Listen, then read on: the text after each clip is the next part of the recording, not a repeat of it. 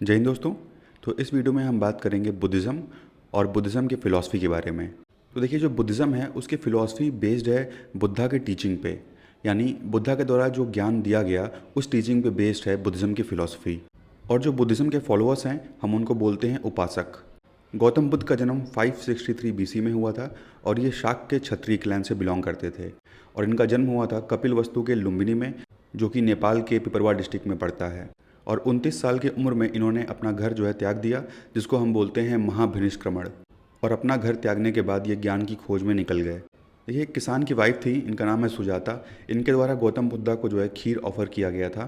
तो जब इन्होंने अपनी 6 साल की कड़ी तपस्या पूरी की, उसके बाद सुजाता के हाथ से खीर खाई थी और इनको ज्ञान की प्राप्ति हुई। बोधगया में एक पीपल के पेड़ के नीचे 49 डेज ऑफ मेडिटेशन किया इन्होंने। लगातार जो है 49 डेज तक अपने ध्यान में लीन रहे। और गौतम बुद्धा ने अपना पहला उपदेश दिया सारनाथ में, जो कि पड़ता है वाराणसी में। और इस उपदेश को सुनने वाले इनके 5 शिष्य थे। इसमें से 2 इम्पॉर्टेंट है, जिसका नाम है महानामा और दूसरा है कौदाना। तो महादाना और कौदाना इनके 2 इम्पॉर्टेंट डिसिपल्स थे। तो टोटल 5 लोगों के द्वारा इनका जो पहला सरमन था वो सुना गया सारनाथ के डियर पार्क में, जो कि वाराणसी में पड़ता है। और ये कहा है कि गौतम बुद्धा की जो पहली महिला डिसाइपल थी वो थी बिंबिसार की पत्नी खेमा। और बुद्धिज़्म की टीचिंग के अकॉर्डिंग निर्वाण का मतलब होता है कि जो साइकिल है लाइफ और बर्थ की, उससे इंसान फ्री हो जाए। लाइफ और डेथ की साइकिल से इंसान अगर फ्री हो जाएगा तो उसी को बोलते हैं निर्वाण। तो गौतम बुद्धा का असली नाम था सिद्धार्थ, और इनको बुद्ध, शाक्यमुनि या तथागत के नाम से भी जानते हैं। ठीक है, बुद्ध, शाक्यमुनि या तथागत। इनका जन्म हुआ 563 बीसी में लुम्बिनी, नेपाल में। इनके पिता का नाम था सुदोधन, इनकी माता का नाम था महामाया और इनकी सौतेली माता का नाम था महाप्रजापति गौतमी। इनकी पत्नी का नाम था यशोधरा और इनके बेटे का नाम था राहुल। और इनको ज्ञान की प्राप्ति हुई उर्वेला में एक पीपल के पेड़ के नीचे। इसको हम महाबोधि ट्री भी बोलते हैं। और इन्होंने अपना शरीर त्यागा 483 बीसी में कुशीनगर में, और इसको हम बोलते हैं महापरिनिर्वाण। बात करते हैं बुद्धिज़्म के फिलॉसफी के बारे में। तो देखिए, जो बुद्धा की टीचिंग्स थी उसका मेन पार्ट है डॉक्ट्राइन ऑफ कर्मा, यानी कर्मा का डॉक्ट्राइन, यानी आपका जैसे कर्म होंगे वैसे ही आपको फल भी मिलेगा। बुद्धिज़्म ना ही तो गॉड के एग्जिस्टेंस को रिजेक्ट करता है, ना ही तो गॉड के एग्जिस्टेंस को एक्सेप्ट करता है। वहीं बुद्धिज़्म जो है वेदा और वैदिक रिचुअल्स दोनों को रिजेक्ट करता है। साथ ही साथ जो कास्ट सिस्टम है उसको भी रिजेक्ट करता है बुद्धिज़्म। और जो बुद्धिज़्म है वो सोल के फिलॉसफी में बिलीव नहीं करता है, यानी एक बॉडी के अंदर एक सोल होती है, इसमें बिलीव नहीं करता है बुद्धिज़्म। इसके अलावा अहिंसा पे जोर देता है बुद्धिज़्म, कि यानी कि हिंसा नहीं करनी चाहिए। और बुद्धिज़्म के अकॉर्डिंग ऐसे लोग जिन्होंने नॉलेज प्राप्त कर लिया है, निर्वाण को अटेन कर लिया है, उसको हम बोलते हैं परम पिता। अब बात करते हैं भगवान बुद्ध के लाइफ से जुड़े कुछ सिंबल्स की। तो इनके बर्थ का सिंबल है लोटस और बुल।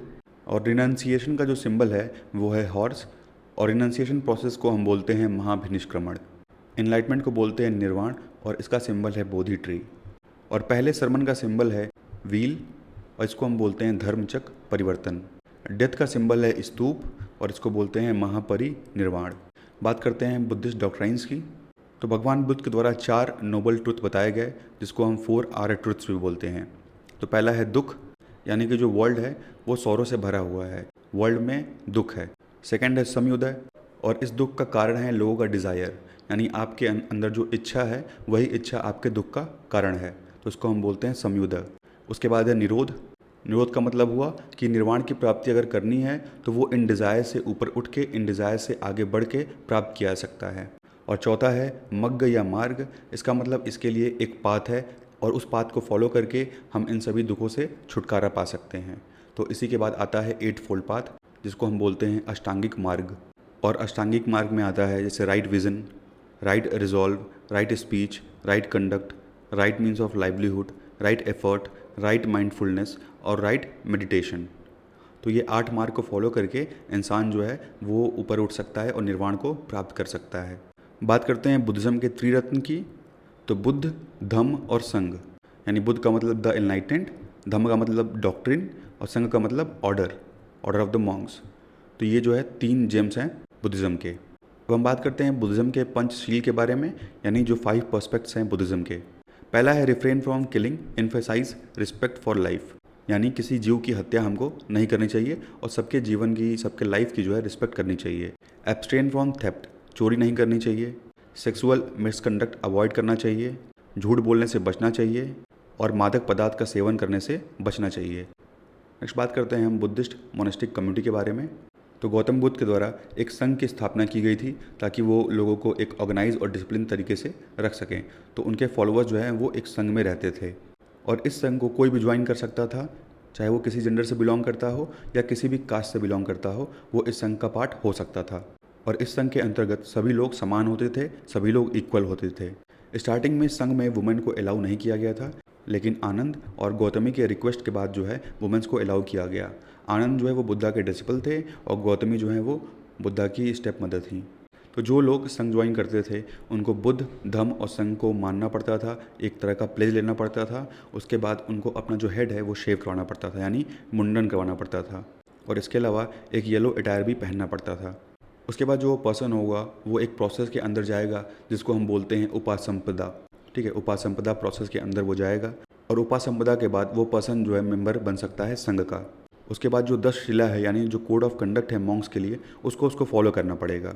जैसे इस 10 शिला में क्या है, तो अल्कोहल का कंजप्शन नहीं करना है, बिना टाइम का भोजन नहीं करना है, डांस और सॉन्ग इनको अवॉइड करना है, परफ्यूम का यूज़ अवॉइड करना है और सोने के लिए कोई भी मैट्रेसेस का यूज़ नहीं करना है, गोल्ड के और सिल्वर के ऑर्नामेंट्स नहीं पहनने हैं और एडल्ट्री को अवॉइड करना है। तो ये सारे प्रिंसिपल जो है वो फॉलो किए जाते थे और इसी को हम बोलते हैं 10 शिला। अब बात करते हैं बुद्धा के टाइम में जो फेमस मॉन्क्स रहे उनके बारे में। देखिए आनंद हैं, आनंद जो है ये बुद्धा के शुरू से कंपेनियन रहे और ये जो थे मोस्ट डिवोटेड डिसिपल थे बुद्धा के। उसके बाद है अनुराधा, जिनको बोलते हैं मास्टर ऑफ राइट माइंडफुलनेस। उसके बाद है महाकश्यपा, जिन्होंने जो बुद्धिस्ट काउंसिल हुई थी राजगिरी में उसको प्रिसाइड किया था। उसके बाद है मोगलाना, और कहता है कि जो मोगलाना है इनके पास कुछ सुपरनेचुरल पावर्स हुआ करती थी। उसके बाद है सरीपुत्र, और जो सरीपुत्र हैं इनको धम्म के बारे में अच्छी खासी नॉलेज थी। और उसके बाद है उपाली, जिनको कहा जाता है मास्टर ऑफ विनय, यानी जो विनय पिटाका है, विनय पिटाका के मास्टर कहे जाते हैं उपाली। अब बात करते हैं बुद्धिस्ट काउंसिल्स के बारे में। तो जो पहली बुद्धिस्ट काउंसिल थी वो 483 BC में हुई सतपर्नी केव्स में, राजगृह में, और इसको चेयर किया, प्रिसाइड किया महाकश्यप ने। और रॉयल पैटर्न रहा अजातशत्रु का। अजातशत्रु जो है वो हर्यंक वंश से बिलोंग करता था।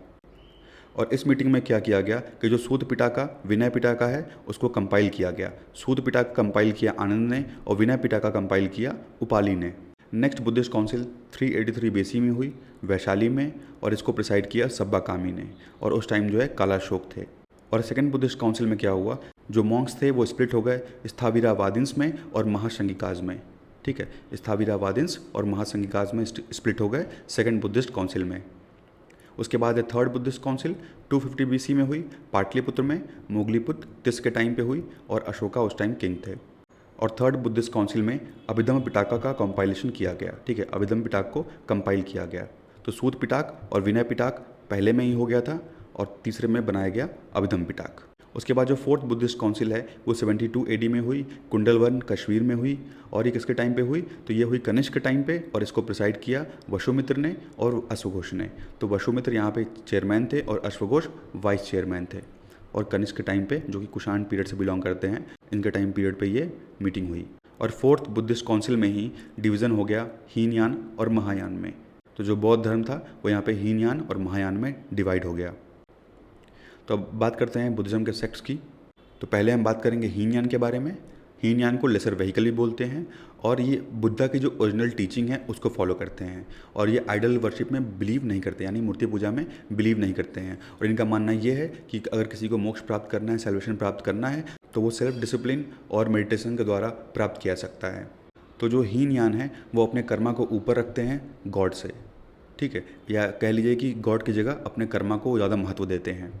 और इनका मानना यह है कि सभी दुखों का अंत किया जा सकता है निर्वाण की प्राप्ति करके। हीनयान का जो सबसे ओल्डेस्ट स्कूल है उसको हम बोलते हैं स्थाविरावादा। स्थाविरावादा जो है ये पाली में इसको हम थेरावादा बोलते हैं। और इसी का एक पार्ट है सर्ववस्तिवदा, या इसको सर्ववस्तिवादिन भी बोलते हैं। उनका मानना यह है कि all things both physical and mental including a critical branch called स्वतंत्रिका, यानी हर वो चीज़ फिजिकल हो चाहे मेंटल तरीके से हो, सभी जो चीज़ एग्जिस्ट कर रही है उसको हम बोलते हैं स्वतंत्रिका। उसके बाद नेक्स्ट है महायान। महायान इसको या ग्रेटर व्हील भी बोलते हैं। और महायान जो है वो आइडल वर्शिप में बिलीव करते हैं और इनका मानना ये है कि सेल्वेशन की प्राप्ति हो सकती है through Buddha's grace and assistant of bodhisattvas, यानी बुद्धा के कृपा से हो सकती है और बोधिसत्वा के सहायता से हम जो है निर्वाण की प्राप्ति कर सकते हैं। तो ये मूर्ति पूजा में विश्वास करते हैं महायान। तो जो महायान है, महायान के अंडर में ही दो फिलोसफिकल स्कूल्स आते हैं महायान के, जिनको हम बोलते हैं मध्यमिका और योगाचारा। और मध्यमिका स्टार्ट किया था नागार्जुन ने। तो जो हीनयान की फ़िलॉसफी है और जो योगाचार है की फ़िलॉसफी है, दोनों के बीच का पार्ट है मध्यमिका, यानी मध्यम मार्ग। और जो योगाचारा स्कूल था, इसको फाउंड किया था मैत्रेय नाथ ने। और योगाचारा स्कूल के द्वारा रिजेक्ट किया जाता है जो हीनयान की फ़िलॉसफी है उसको, यानी जो एब्सोल्यूट आइडियलिज्म की फ़िलॉसफी है उसको रिजेक्ट करता है मैत्रेयनाथ का स्कूल योगाचार। देखिए, जो संस्कृत लैंग्वेज थी ये महायान बुद्धिस्ट ज़्यादा फॉलो करते थे। ठीक है, संस्कृत लैंग्वेज महायान बुद्धिस्ट ज़्यादा फॉलो करते थे। और इसके अलावा कनिष्क और हर्षवर्धन ने भी संस्कृत को सपोर्ट किया इन महायान बुद्धिज़्म। नेक्स्ट है वज्रयान, जिसको हम बोलते हैं व्हीकल ऑफ थंडरबोल्ट। और जो वज्रयान के फॉलोअर्स हैं, इनका बिलीव ये है कि ये सेल्वेशन अचीव कर सकते हैं through the equation of magical powers, यानी मैजिक के हेल्प से, यानी जो तंत्र होता है वो तंत्र विद्या वगैरह करके ये जो है सेल्वेशन की प्राप्ति कर सकते हैं। इसीलिए इसको नाम दिया गया है वज्र। और ये किसकी पूजा करते हैं? तो ये पूजा करते हैं तारा देवी की। और जो वज्रयान बुद्धिज़्म है ये मेनली ईस्टर्न इंडिया, बंगाल और बिहार में फ्लरिश्ड हुआ था। अब बात करते हैं बोधिसत्वा की। तो देखिए, बोधिसत्वा ऐसे इंडिविजुअल या पर्सन को हम बोलते हैं जिसके पास ये कैपेबिलिटी है कि वो निर्वाण को अचीव कर सकता है, लेकिन वो अपना निर्वाण जो है वो डिले कर देता है, लेट कर देता है दूसरे के लिए, ताकि वो दूसरों को दुख से निकाल सके, इसीलिए वो अपना निर्वाण डिले कर देता है। तो उसी को हम बोलते हैं बोधिसत्वा। बात करते हैं कुछ फेमस बुद्धिस्ट स्कॉलर्स की। तो पहले हैं अश्वघोष। और अश्वघोष जो हैं ये कनिष्का के कंटेम्प्रेरी हैं। अश्वघोष एक पोएट, ड्रामेटिस्ट, म्यूजिशियन, स्कॉलर और डिबेटर थे। उसके बाद है नागार्जुन, और ये सातवाहना राजा के कंटेम्प्रेरी हैं। और इन्होंने स्टार्ट किया था मध्यमिका स्कूल ऑफ बुद्धिस्ट फिलॉसफी, जिनको हम बोलते हैं शून्यवाद। उसके बाद हैं असंग और वसुबंधु। असंग जो हैं ये टीचर हैं योगाचार के, या विजयवाड़ा स्कूल इसको बोलते हैं। ठीक है, तो योगाचार के टीचर हैं असंग।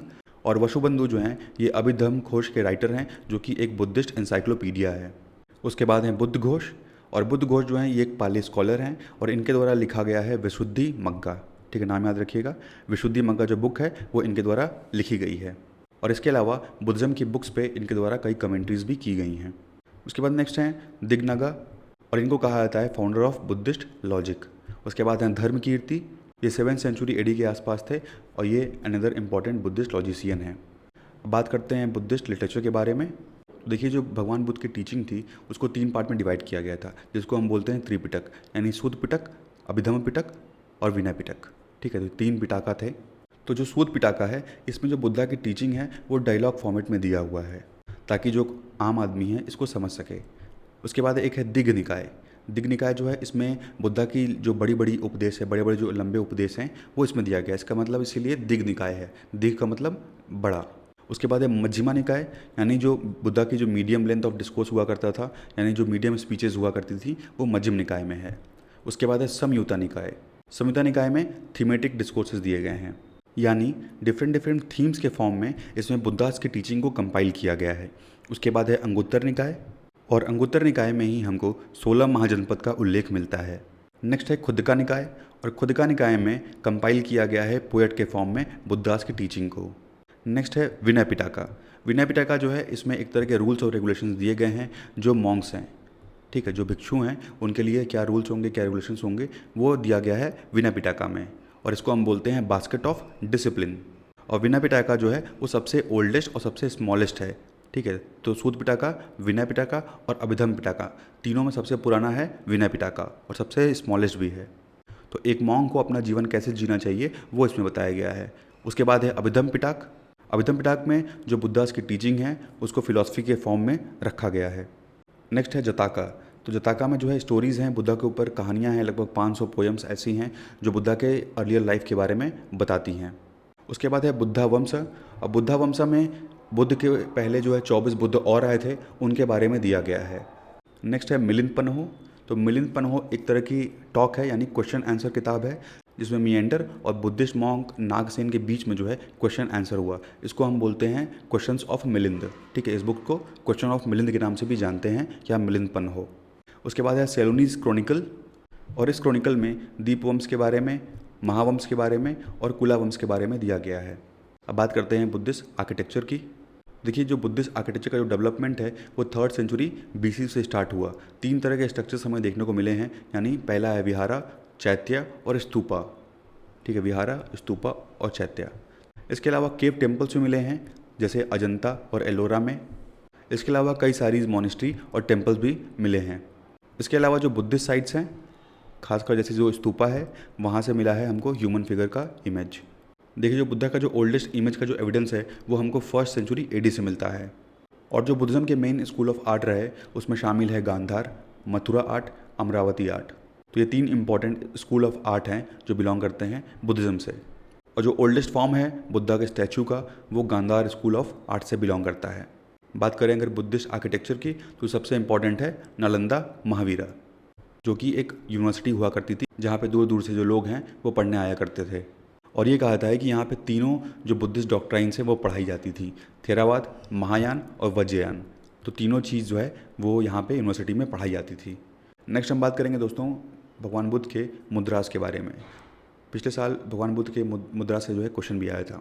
तो पहला है अभय मुद्रा, और अभय मुद्रा रिप्रेजेंट करता है प्रोटेक्शन को, पीस को, और ये रिप्रेजेंट करता है कि जो फियर है उसका अंत हो रहा है, फियर खत्म हो रहा है, इसीलिए बोलते हैं इसको अभय मुद्रा। उसके बाद है भूमि स्पर्श मुद्रा, यानी इस मुद्रा के तहत भगवान बुद्ध जो हैं वो धरती आबा को बुला रहे हैं और कह रहे हैं कि मुझे जो है इनलाइटमेंट की प्राप्ति हो गई है। तो ये है भूमि स्पर्श मुद्रा। उसके बाद है धर्मचक्र मुद्रा, और धर्मचक्र मुद्रा रिलेटेड है पहले सरमन से, यानी जो उन्होंने सारनाथ में पहला उपदेश दिया था डियर पार्क सारनाथ में, उससे रिलेटेड है धर्मचक्र मुद्रा। उसके बाद है ध्यान मुद्रा, और ये है मेडिटेशन वाली मुद्रा। उसके बाद है वरदा मुद्रा, यानी फेवरेबल मुद्रा, और वरदा मुद्रा सिग्निफाइज करता है offering, welcome, charity, giving, compassion and sincerity. उसके बाद है वज्र मुद्रा, यानी इसको बोलते हैं थंडर मुद्रा, और ये रिप्रेजेंट करता है अ जेस्चर ऑफ नॉलेज। उसके बाद है विटारका मुद्रा, विटारका मुद्रा जो है इसको बोलते हैं मुद्रा ऑफ डिस्कशन। उसके बाद है ज्ञान मुद्रा, और इसको बोलते हैं मुद्रा ऑफ नॉलेज। उसके बाद है कर्ण मुद्रा, कर्ण मुद्रा जो है एक ऐसा जेस्चर है जिससे जो निगेटिव थॉट्स हैं माइंड में, या जो अंदर एक सिकनेस है, या जो अंदर एक डेमन है, उसको ख़त्म किया जा सकता है कर्ण मुद्रा से। अब बात करते हैं कि बुद्धिज़्म का डिक्लाइन कैसे हुआ। देखिए कुछ सबसे इंपॉर्टेंट रीजंस रहे, जैसे पहला तो हिंदुज़्म जो है वो रिवाइव कर रहा था, उसके अलावा जो इस्लामिक इन्वेजन था वो हो रहा था, और जो रॉयल पैटर्न जो पहले मिल रहा था बुद्धिज़्म को वो अब नहीं मिल रहा था, उतना जो है कोई राजा जो है इसको प्रमोट नहीं कर रहा था। और इंटरनली बुद्धिज़्म में क्या हुआ, डिवीज़न होने लगे। ठीक है, बुद्धिज़्म जो है वो डिवाइड हो रहा था। इसके अलावा लोग क्या करने लगे कि जो हिंदुज़्म में जो प्रैक्टिस फॉलो की जाती है वही सेम प्रैक्टिस बुद्धिज़्म में भी फॉलो करने लगे। तो मेन रीज़न यही था बुद्धिज़्म के डिक्लाइन होने का। उसके अलावा पाली लैंग्वेज जो है पहले बुद्धिज़्म द्वारा यूज़ किया जा रहा था, लेकिन अब जो है संस्कृत लैंग्वेज का यूज़ किया जाने लगा। तो संस्कृत तो सबको आती नहीं है, तो ये भी एक रीज़न रहा बुद्धिज़्म के डिक्लाइन होने का। तो नेक्स्ट हम बात करते हैं क्या डिफरेंस है बुद्धिज़्म और जैनिज़्म में। तो जो जैनिज़्म है इसका मेन जो एम्फोसिस था वो इनके कॉमन फॉलोअर्स के ऊपर था, वहीं जो बुद्धिज़्म है ये रिलाई करता था अपने संघ और मॉन्क्स पे। वहीं जैनिज़्म में ये कहा गया था कि अगर सैल्वेशन पाना है तो इसके लिए जो है कठिन तपस्या करनी पड़ेगी। ठीक है, तो सैल्वेशन का रास्ता जो है वो बहुत पिनेंस एक्सट्रीम रास्ता था। वहीं जो बुद्धिज़्म का रास्ता था वो मॉडरेट रास्ता था। जैनिज़्म जो है वो इंडिया तक ही कन्फाइंड रहा, वहीं बुद्धिज़्म जो है वो दूर तक स्प्रेड हुआ था। जैनिज़्म ने एक लिबरल स्टैंस रखा महिलाओं की तरफ। इसके अलावा जैनिज़्म बिलीव करता था सोल के एग्जिस्टेंस में, वहीं बुद्धिज़्म बिलीव करता था कि सोल जो है वो एग्जिस्ट नहीं करता है। और बुद्धिज़्म ने रिजेक्ट किया गॉड के कॉन्सेप्ट को, डाइटी के कॉन्सेप्ट को। वहीं जैनिज़्म ने कहा कि गॉड जो है वो एग्जिस्ट करते हैं। और जैन का जो मेन एम्फेसिस रहा वो रहा अहिंसा पे, वहीं बुद्धिज़्म भी मेन फोकस किया अहिंसा पे। तो आपसे पूछा जाए कि दोनों में सिमिलरिटी एक क्या है, तो दोनों का जो मेन फोकस है वो अहिंसा है। नेक्स्ट हम कुछ और इंपॉर्टेंट हेटेरोडॉक्स सेक्ट के बारे में बात करते हैं। तो अगर बुद्धिस्ट लिटरेरी सोर्सेज की माने तो 600 से लेके 300 BC के बीच में करीब 62 हेटेरोडॉक्स सेक्ट जो है वो एग्जिस्ट कर रहे थे इंडिया में। तो पहले हम बात करते हैं अजीविकास के बारे में। तो उसके फाउंडर हैं घोषला मखालीपुत्र। तो इनकी फ़िलॉसफी ये थी, इनका मानना ये था कि आदमी का जब जन्म होता है तो उसके पहले ही डिसाइड हो जाता है कि आपके आगे आने वाले जो कर्म हैं वो कैसे होंगे। ठीक है, तो ये मानना था अजीविकास का। इसके अलावा अजीविकास का ये भी मानना था कि हर बॉडी में एक सोल होती है और वो बर्थ और रीबर्थ करती है। नेक्स्ट फिलॉसफी है उच्च वेदा, और इसके फाउंडर हैं अजीत केसम्बलिन, और ये बिलीव करते थे मेटलिस्टिक फिलॉसफी पे। उसके बाद है नियतिवाद, और इसके फाउंडर हैं नंदावच्चा, और इस थ्योरी के द्वारा कहा गया यानी हर चीज़ जो प्रेजेंट है वो पहले से ही प्री डिटरमाइंड है, यानी पहले से ही डिसाइडेड है इस दुनिया में। उसके बाद नेक्स्ट है मटेरियलिज्म, और इसके फाउंडर थे चरक, या इनको बृहस्पति भी बोलते हैं। और इनके द्वारा कहा गया कि ऐसा कुछ भी एग्जिस्ट नहीं करता है धरती पे जिसको हम अपने 5 सेंसेस यानी 5 इंद्रियों के थ्रू हम समझ न सकें। उसके बाद है अकीरावाद, और इसके फाउंडर हैं पुरुषना कश्यप, और इनके द्वारा कहा गया है कि जो सोल है वो बॉडी से अलग है। उसके बाद है अकीर्तिवाद, इसके फाउंडर हैं पकुद्धा कच्चायन, और इनका बिलीव था कि 7 निकायाज हैं, यानी earth, water, air, light, sorrow, happiness and life. तो ये जो है 7 निकायाज के एग्जिस्टेंस में बिलीव करते हैं। उसके बाद है अनिश्चितवदा, और इसके फाउंडर हैं संजय व्यतिपुत्र। तो ये ना ही तो किसी चीज़ के एग्जिस्टेंस को अप्रूव करते हैं, ना ही तो किसी चीज़ के एग्जिस्टेंस को डिनाई करते हैं। Non approval and non denial. तो ये है अनिश्चितवदा। तो यहाँ कुछ प्रीलिम्स के फैक्ट दिए हुए हैं, ठीक है। डिफरेंट एग्जाम्स के MPPSC का भी है, UPPCS का इसमें है, ठीक है। तो एक बार इसको आप देख लीजिएगा। उसके अलावा कुछ प्रैक्टिस क्वेश्चंस भी हैं, वो आप लगा सकते हैं। Thank you and thanks for watching.